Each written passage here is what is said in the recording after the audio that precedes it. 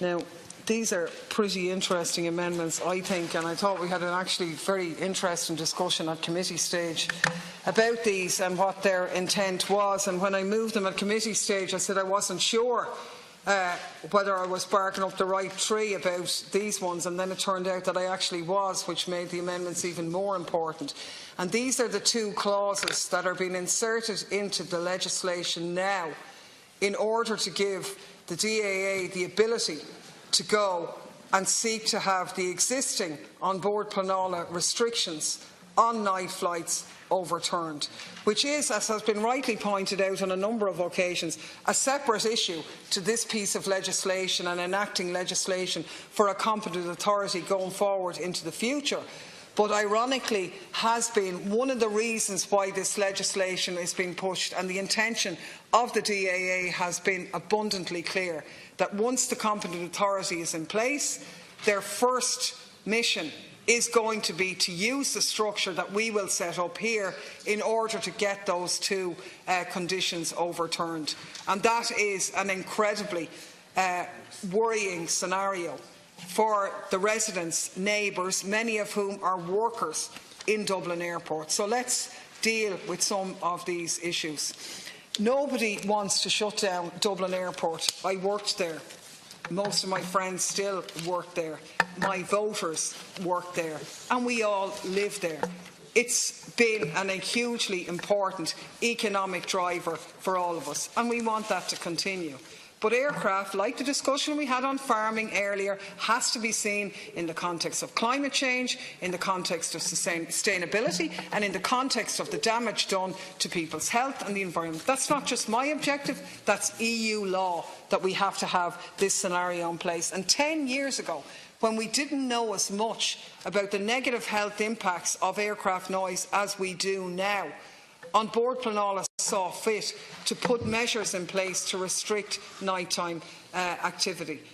And the offset of that, if you like, was that because they got the night restrictions, they got off lightly in terms of, for example, noise insulation, on the understanding that these restrictions were going to be put in place at night.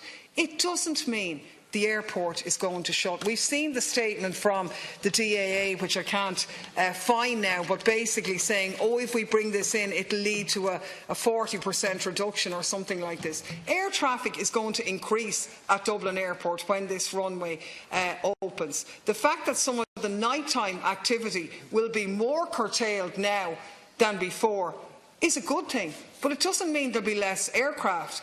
It doesn't mean the airport will close or airlines will go and locate in other aircraft. It does mean that it's going to cost them a bit more money. Well, tough, basically. We know from the figures produced, if you like, in the past 10 years, the growth in air travel has gone up now between 2008 and 2017. The huge increase in air traffic has come from the non-business sector. Okay? So the non-business tourist travel do not need to get up in the middle of the night in order to leave Dublin Airport at 6 o'clock or whatever, or at 5 o'clock, in order to go to Fuengirola on their holidays. If they live in Waterford and they want to go at 5 o'clock, that means they have to get up at 1 o'clock in the morning to drive up to Dublin Airport. They're absolutely knackered. The first 2 days of their holidays are ruined. It doesn't suit them. But they do it because that's what the airline operators schedule it at, so they can get that aircraft out and back, and up their revenue. Putting in and making them adhere to a nighttime restriction doesn't mean that they can't put the aircraft. Some of their aircraft won't go out and back, but it will allow them scheduling. There are people there and whole offices, hundreds of people employed in aircraft scheduling, who match the airport operators' aircraft with their routes and do those planning. So what they would do then, because we're not getting rid of all the aircraft, is the fixed numbers ones.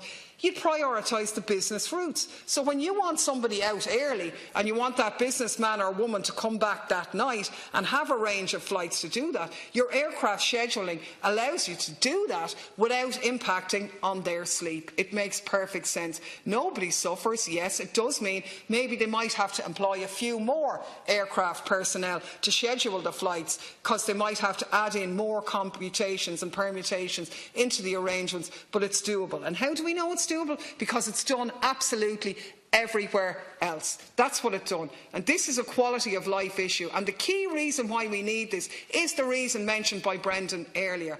We have a piece of legislation here which it isn't over yet.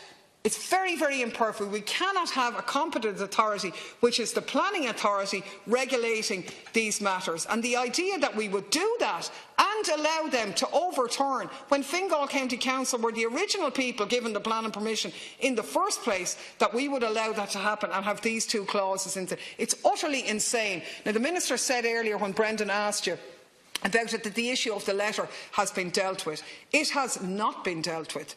Fingal County Council are in record as saying that they had problems with that.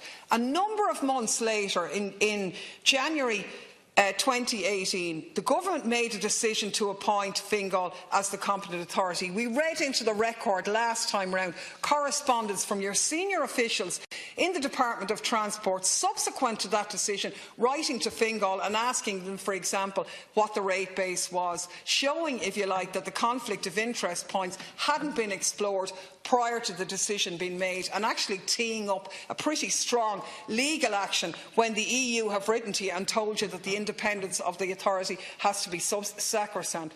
Subsequent to that, and in fairness to the residents, they've got released under FOI an outline of all of the contact between the Department and Fingal County Council in relation to your diary and that as well, Minister. There's no records anywhere of the meetings that supposedly took place. So you told Brendan that, oh yeah, no, it's all right, Fingal, no, it's sorted now.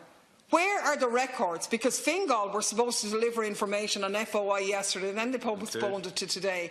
So we haven't seen any evidence. Where's the paper trail to show they changed their mind? And if we do this and allow these two clauses in, we're opening up a legal nightmare going forward on this.